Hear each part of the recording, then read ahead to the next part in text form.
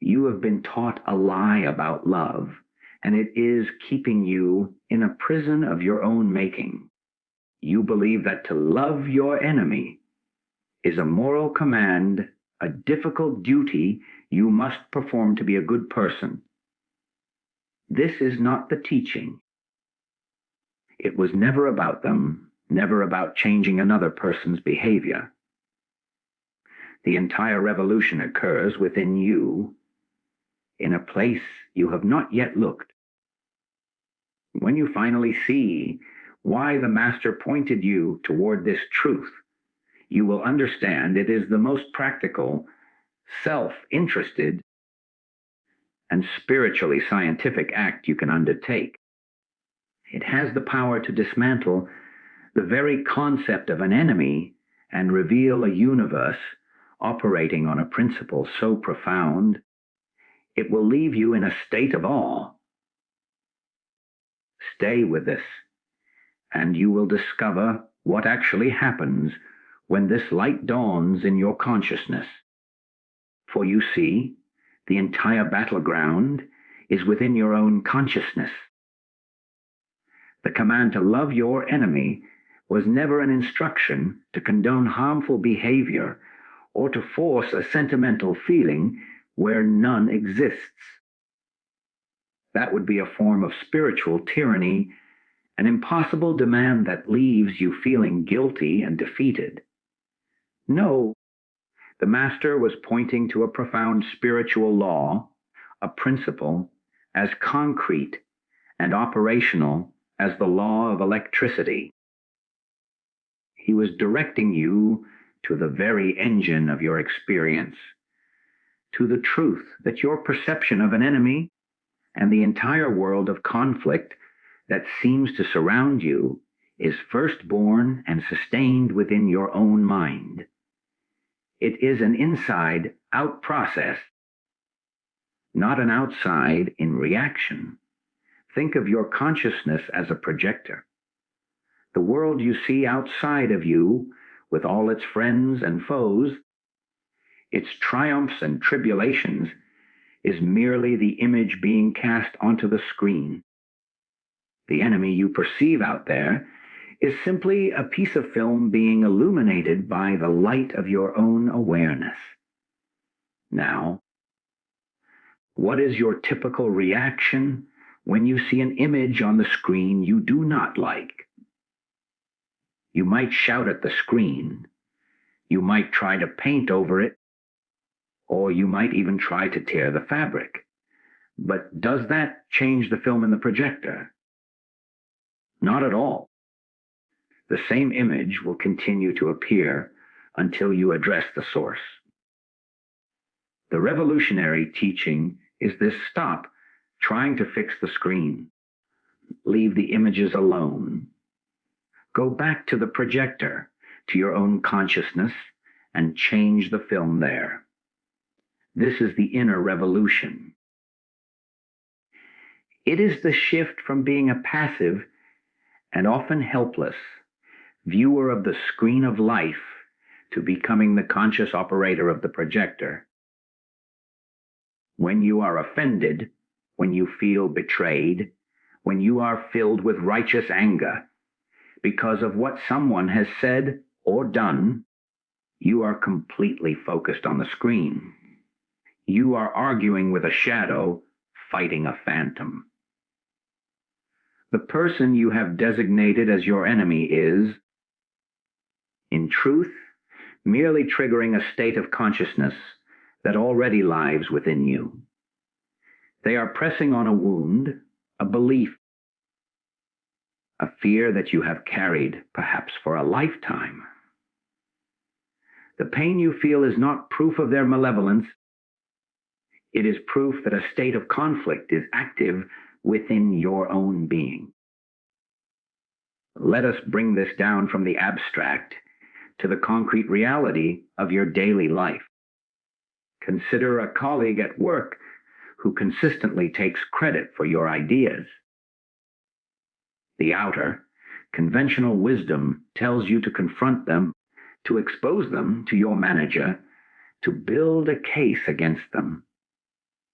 This is dealing with the screen. It is a horizontal engagement that may or may not change the circumstance, but will almost certainly entrench you deeper in the feeling of being a victim, of having an enemy. Now, let us approach this from the standpoint of the inner revolution. You sit quietly, and you withdraw your frantic gaze from the image of this thieving colleague. You turn within. You ask yourself, not, how can I stop them? But what state of consciousness within me is being exposed by this situation? What does my reaction to this person reveal about my own hidden fears?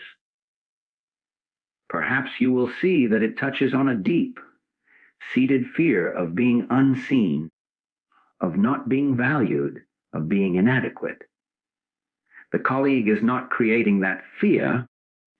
They are merely holding up a mirror to a belief you have always carried about yourself. The enemy, then, is not the person, but the internal belief in your own lack of recognition or worth. The moment you recognize this, the entire dynamic shifts. You are no longer a powerless victim of an external villain. You are a conscious witness to an internal pattern.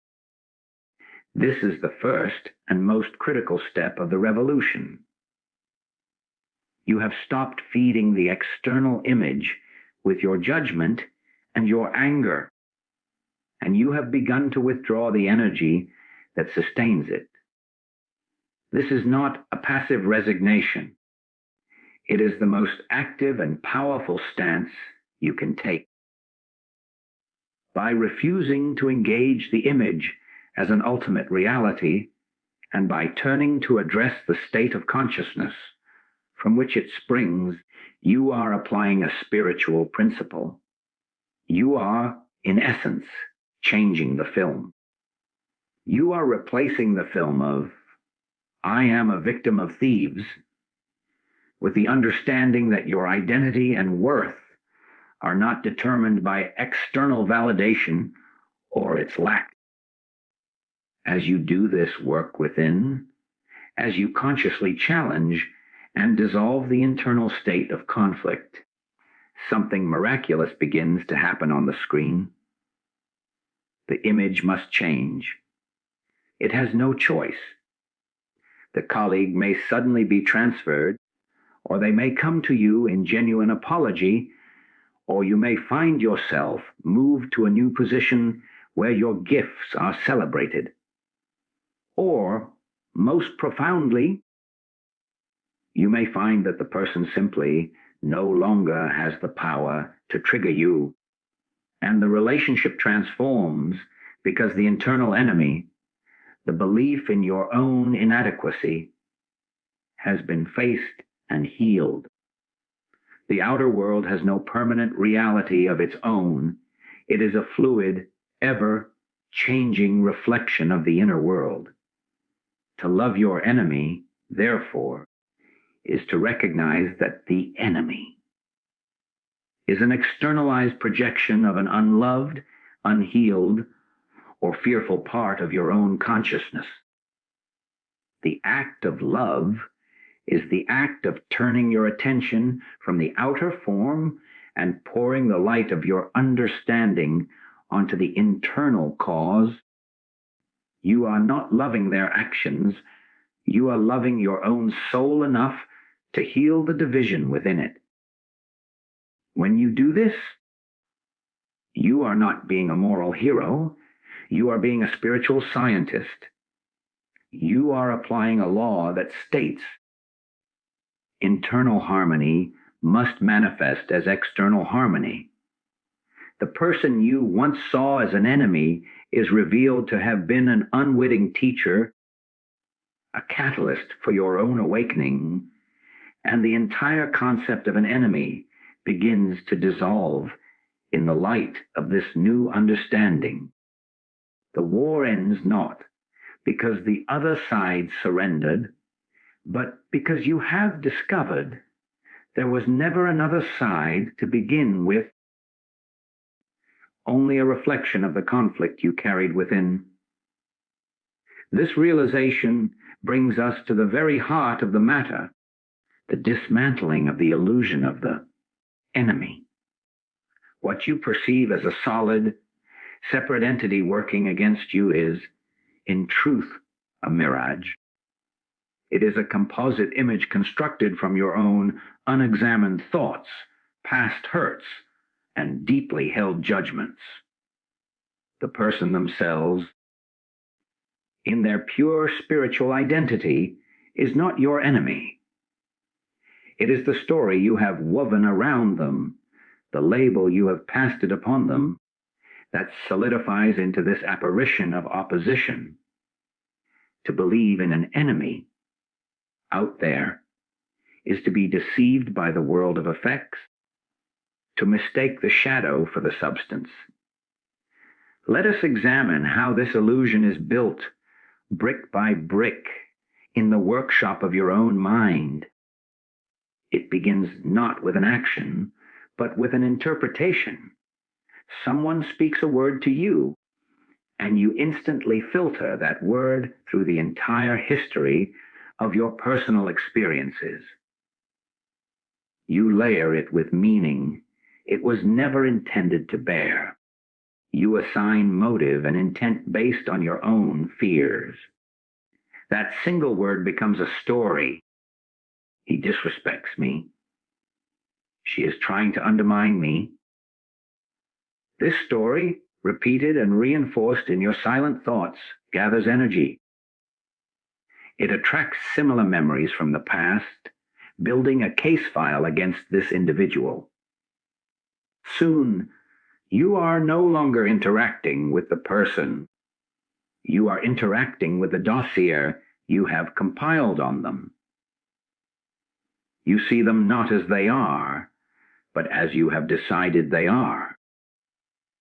This mental construct is the enemy, and it lives not in their heart, but in your own consciousness. This illusion is a prison of your own making, and it holds you in a state of perpetual conflict. Think of a time you felt wronged by a family member. Perhaps a sibling failed to support you during a difficult time. The pain was real, but the enemy you created was the story of their callous indifference, their lifelong pattern of letting you down. Every future interaction was then colored by this story. A simple, forgotten phone call became further proof of their negligence. Your own demeanor became guarded, cold, expecting the worst. And in doing so, you almost guaranteed the very behavior you feared, because you were not relating to a person, you were relating to a phantom from your past. The illusion created the very conditions for its own continuation. The world, as it appears to you, is a mirror. It cannot show you anything that is not first within your own understanding, your own state of consciousness. When you behold an enemy, the mirror is simply revealing to you a state of opposition that is active within yourself. It is showing you a part of your own consciousness that is at war. This is a difficult pill to swallow, for it is much easier to project the cause of our discomfort onto an external villain. But the spiritual fact remains: you can only see in another what you know in yourself. This is not to say you have committed their specific actions, but that you understand the states of consciousness from which all such actions spring. The fear, the greed, the desire for control, the sense of lack. You recognize them because they reside within the spectrum of human experience that you yourself possess. The practice, then, is to withdraw the projection When you find yourself facing someone you have cast in the role of adversary, you must consciously stop and reverse the flow of your attention. Instead of focusing on what they have done, you turn the light of inquiry inward. You ask, what is this reaction in me?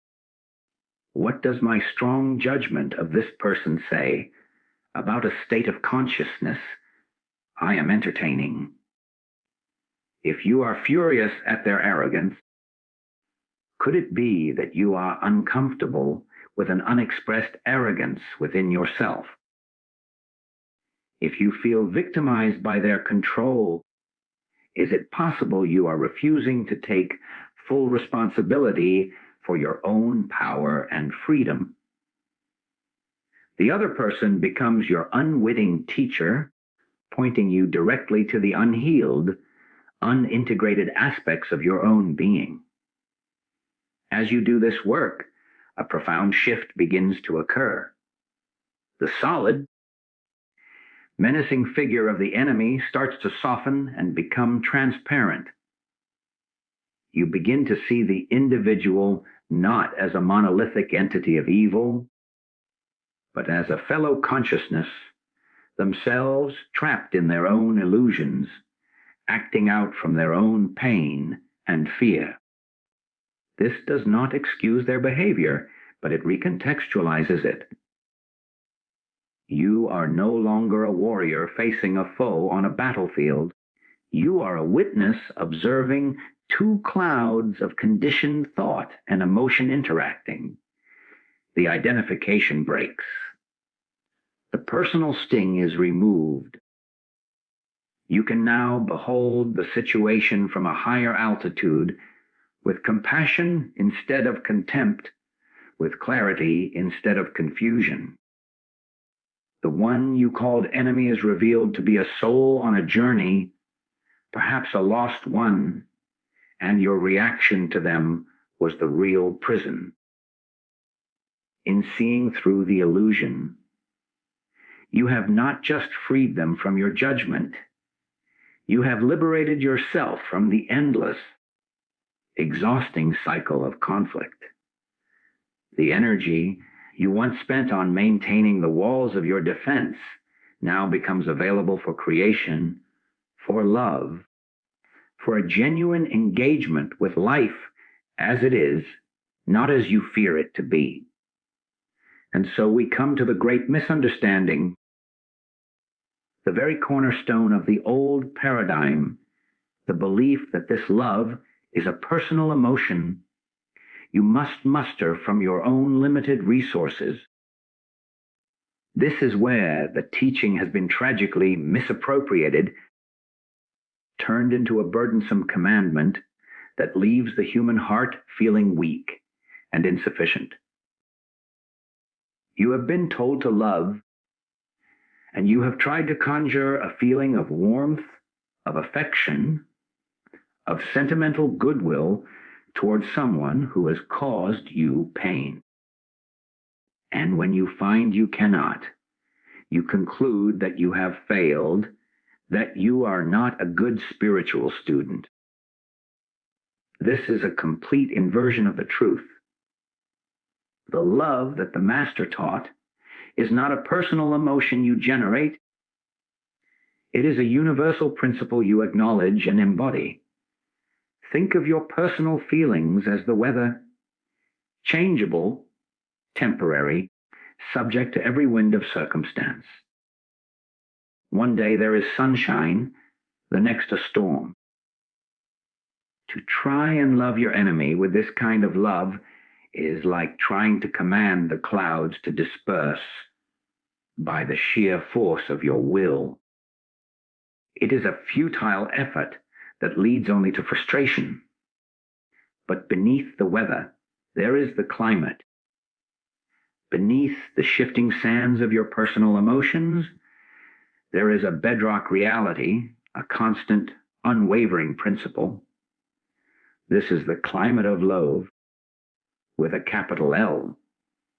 It is the very substance of the universe, the fabric of being, the conscious energy that holds all things together. It is the power that spins electrons around a nucleus and galaxies around a center. It is the intelligence behind growth, the impulse toward harmony, the absolute and unconditional reality of God. Your access to this power is not through emotional effort, but through conscious alignment. You do not create this love, you let it in. You become a transparency for it. You are not the source of the water, you are the pipe. Your spiritual work is not to manufacture the water, but to remove the rust and the blockages within the pipe, so that the water can flow through unobstructed. When you are faced with the one you have called enemy, your task is not to pretend a feeling you do not have. Your task is to be still, to silence the chatter of your personal sense of injury, to withdraw the power you have given to the story of what they did to you. And in that quiet, that conscious emptiness, you make room. You acknowledge the presence of a higher law. You recognize that despite the appearance of hatred, of conflict, of separation, the underlying reality is one of a single, divine life expressing itself. This is not an intellectual exercise, it is a conscious yielding. Consider a situation where you feel deeply betrayed by a close friend. The personal emotion is one of hot anger, cold resentment, and profound hurt. To try and feel affection for this person is a form of self-betrayal. But now, instead of trying to change the weather, you go deeper. You sit quietly and you acknowledge the climate. You might say, I cannot see past my pain, but I acknowledge that there is a reality here deeper than this pain. I recognize that my friend, in their true nature, is an expression of the one divine consciousness, even if their actions are a distortion of that truth. I open myself to the presence of a love that transcends my understanding. You are not loving their actions. You are aligning yourself with the universal principle of love itself. When you do this, something begins to shift.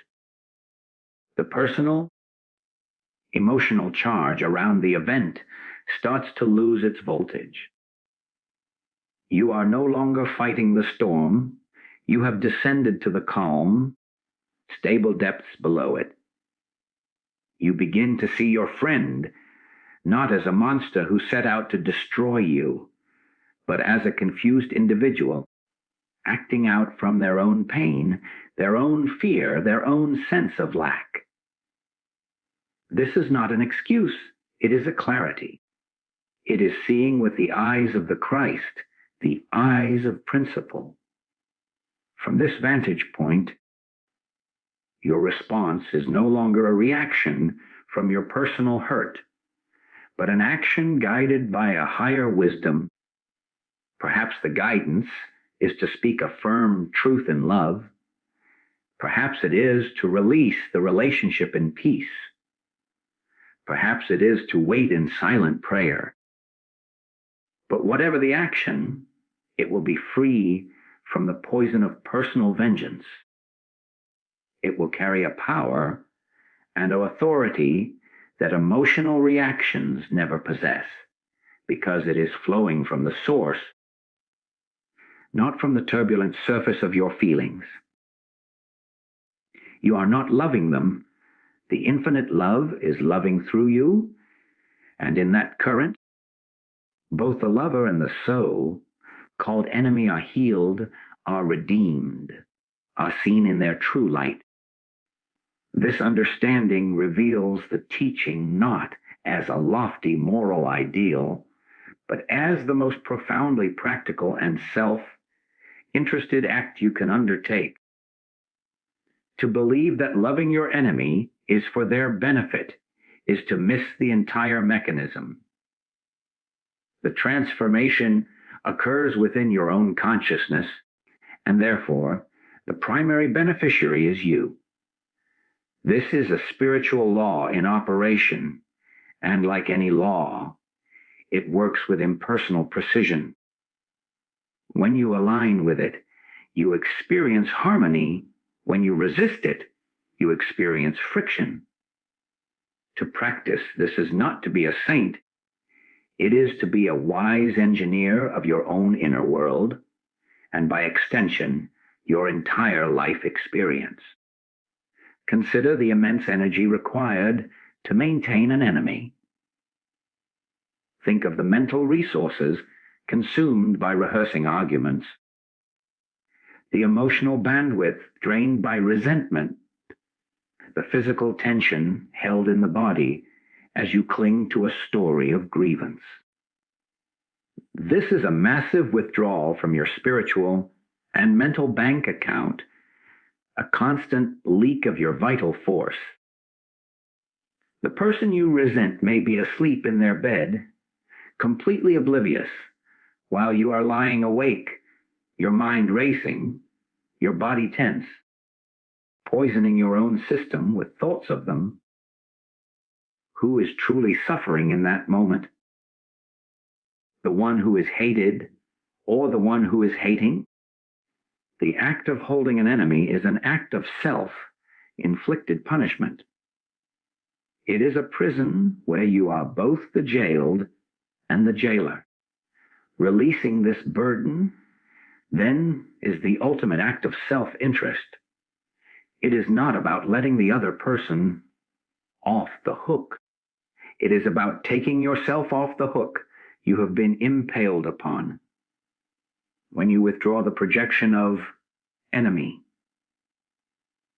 and turn to heal the internal state, you are not doing them a favor.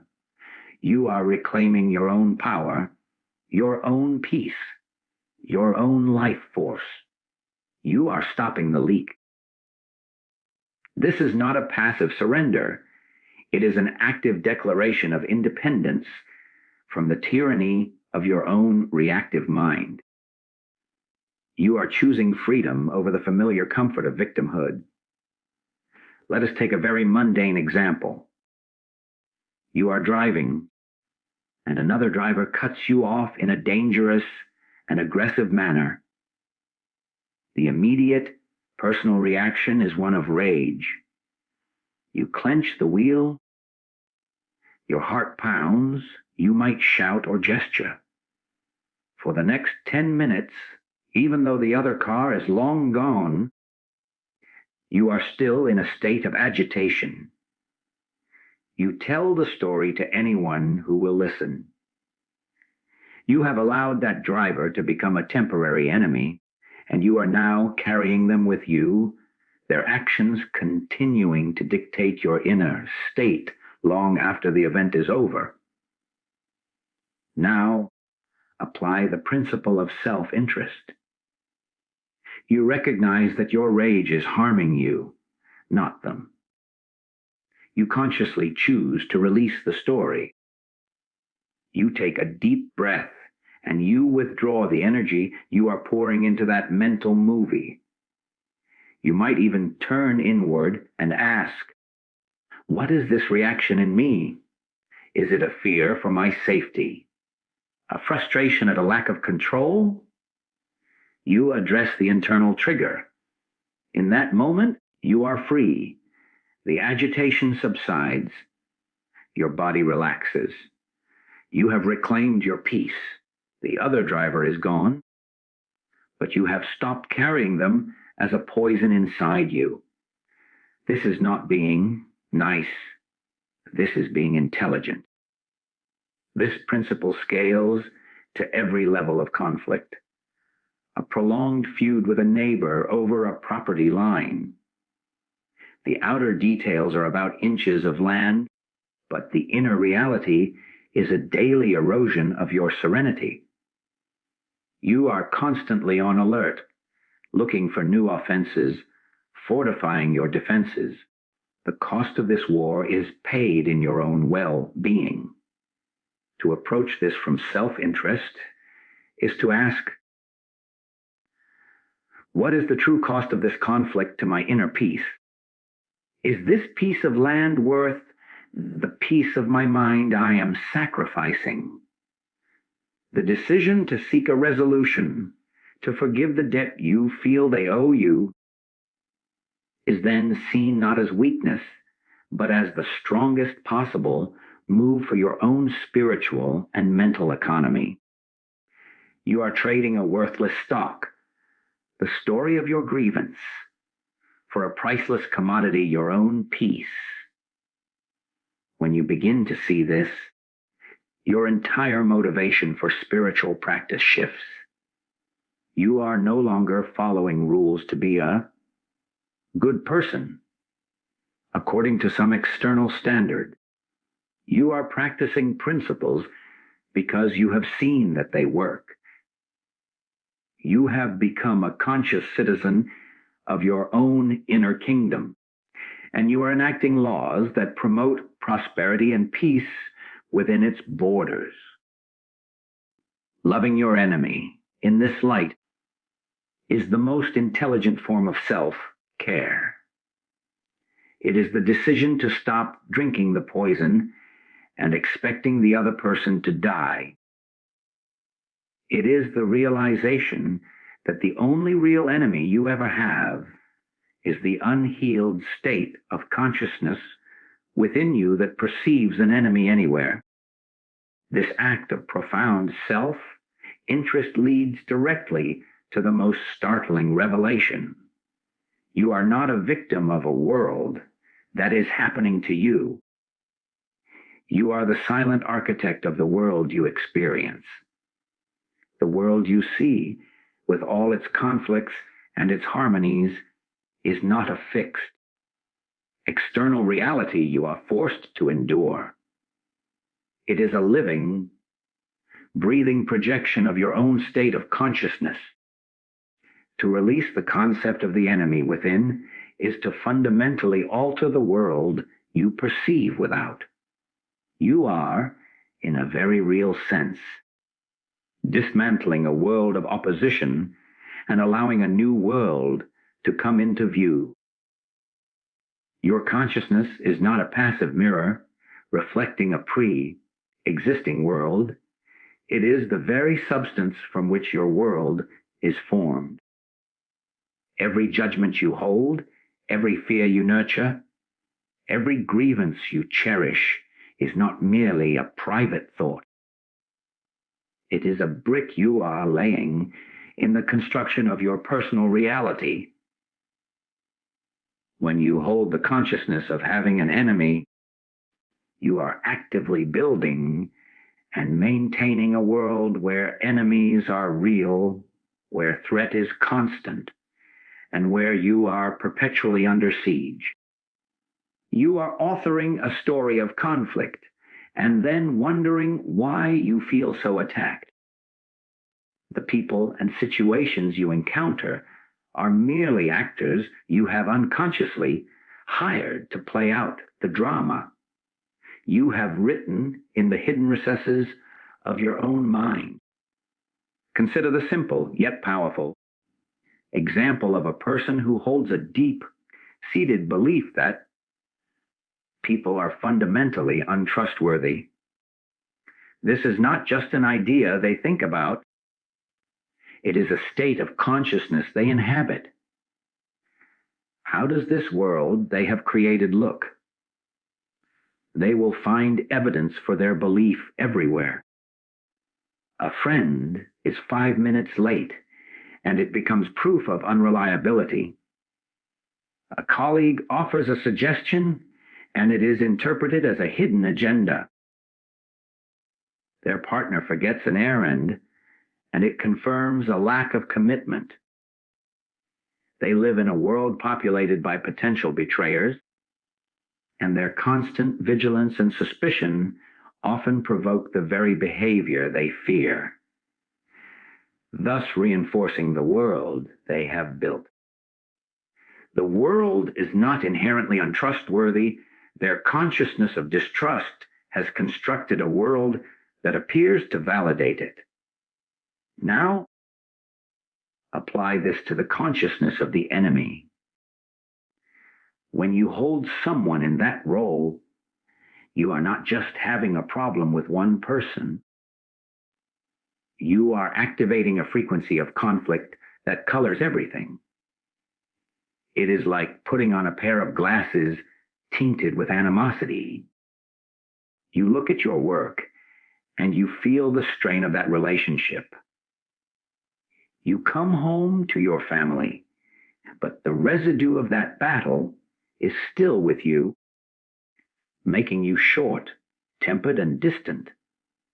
You try to pray or meditate, but the mental image of your adversary intrudes, poisoning your sanctuary. The one you have named enemy has become a central pillar in the architecture of your perceived world. As long as that pillar stands, the entire structure of a conflicted life remains. The practice of loving your enemy is therefore the ultimate act of world building. It is the conscious decision to take a sledgehammer to that central pillar. When you turn within and dissolve the judgment, when you release the story of grievance and choose to see through the illusion of a separate, malevolent will, you are not just changing your mind about one person. You are pulling out a foundational support beam from the entire structure of your conflicted reality. The moment that internal state shifts, the entire world that was built upon it must reorganize. The person you once saw as an adversary may suddenly appear to you as confused, wounded, or even irrelevant. The situations that seem to be solid walls of opposition may reveal hidden doors. This is not magic. It is the consistent and lawful outcome of a changed consciousness. You begin to see that you have been living in a house of your own making, a house built from the accumulated thoughts and judgments of a lifetime. Some rooms are dark and cramped, built from fear. Others are bright and open, built from moments of love and understanding. The command to love your enemy is an invitation to undertake the greatest renovation project of your life, to consciously tear down the dark, fortified rooms of enmity, and to build in their place a new structure founded on the principle of unconditional love. This is not about improving the old building. It is about realizing the old building was a phantom, a construct of a sleeping consciousness, and awakening to the truth that you are the builder and you have the power to build a new heaven and a new earth simply by cleansing the lens of your own perception.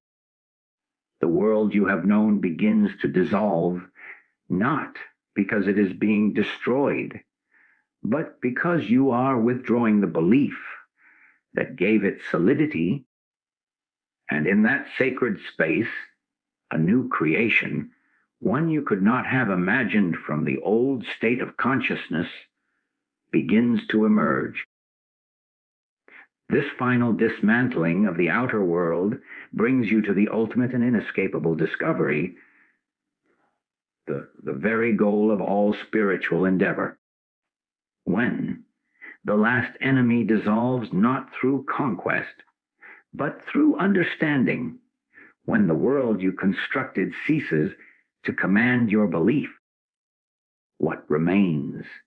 You are left not with a void, but with the one thing that has always been present, the one reality that was merely obscured by the endless activity of your personal mind, your own true identity. This is the awakening. It is the shocking, humbling, and glorious realization that you are not the human personality you believed yourself to be, with its catalog of grievances and its roster of enemies. You are the very consciousness in which the entire drama of the human experience appears and plays out. You have spent a lifetime believing you were a character in a movie, desperately trying to change the plot, fighting the villains, and seeking the applause. The entire teaching has been to turn you around, to have you look away from the screen and recognize that you are the projector itself. You are the pure, unconditioned awareness, the I am.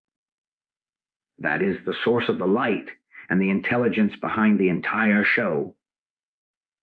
The person you thought was you, with its name, its history, its hurts, and its desires, is merely the most prominent character in that movie. But your true self, the divine consciousness that you are, has never been harmed, never been offended, never been in conflict. It is the silent, immortal witness that has been watching it all, forever at peace. This is not a theoretical concept to be believed, but a living reality to be realized. How does this feel? It feels like a profound sense of release. Imagine carrying a heavy, complex machine on your back your entire life, believing it was you, constantly trying to repair its broken parts and defend it from damage. Then, one day, you realize you are not the machine. You are the one carrying it. You can set it down. This is the feeling. The weight of personal responsibility, the burden of your past, the anxiety for your future. All of it belonged to the machine, to the false sense of self. Your true identity is the boundless space in which the machine exists, and that space cannot be damaged. Now, bring this down from the mountaintop to the marketplace. How does this awareness function in daily life? You do not cease to act, but the source of your action is transformed. Previously, you acted from the personality, from its fears and its desires. You helped a neighbor because it made you feel good about yourself, or you avoided a conflict because you were afraid. Now, action springs spontaneously from the clarity of your true nature. You find yourself speaking a word of comfort without having planned it, not because you are a good person, but because it is the natural expression of the loving intelligence you are. You take a firm stand not from personal anger, but from an impersonal sense of truth. The person is still there, doing all the things a person does, but it is now recognized as an instrument, a vehicle for the divine to express itself in the world of form. The instrument does not act on its own. It is played by the musician. This is the secret that has been hidden in plain sight. The command to love your enemy was the final key, the ultimate cone designed to break the back of the personal self. The personal self cannot love its enemy. Its very existence is defined by separation and defense. The moment you genuinely succeed in turning the other cheek, not as an act of moral superiority, but as a spontaneous expression of a consciousness that knows no enemy, it is because the personal self has momentarily stepped aside and the universal self is acting. In that instant, you get a taste of your true identity. You are not a human, being trying to have a spiritual experience. You are spiritual being. Divine consciousness itself, having a temporary human experience. The wars are over because the one who fought them has been seen through. The search is ended because the seeker has been discovered to be the very thing that was being sought. You are home. You have always been home. You were merely dreaming of exile, and the alarm clock was the simple, revolutionary command to love that which you thought you could not.